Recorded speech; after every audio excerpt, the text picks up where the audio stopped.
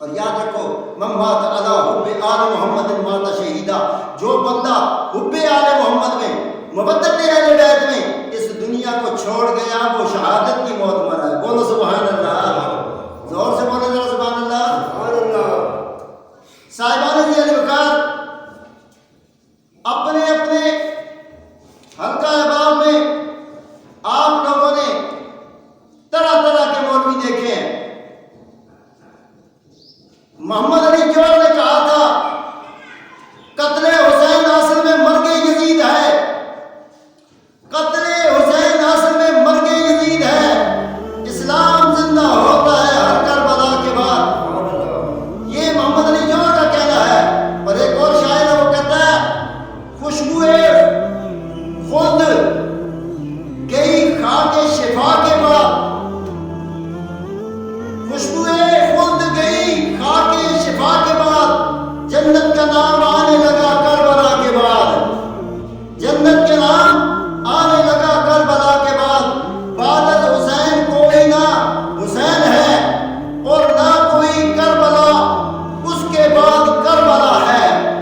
وہ شاعر کہتا ہے بعد از حسین کوئی نہ حسین ہے اور نہ کوئی کربلا اس کربلا کے بعد۔ ہوتا اگر حسین بھی دنیا میں دوسرا، ہوتا اگر حسین بھی دنیا میں دوسرا، پھر ہوتی کربلا اس کربلا کے بعد۔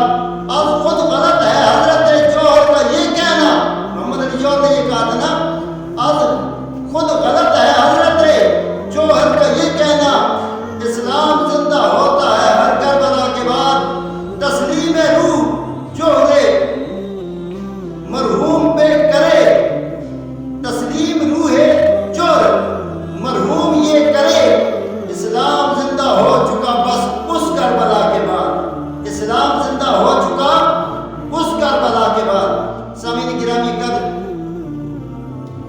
تکلیف مسلسل ہے۔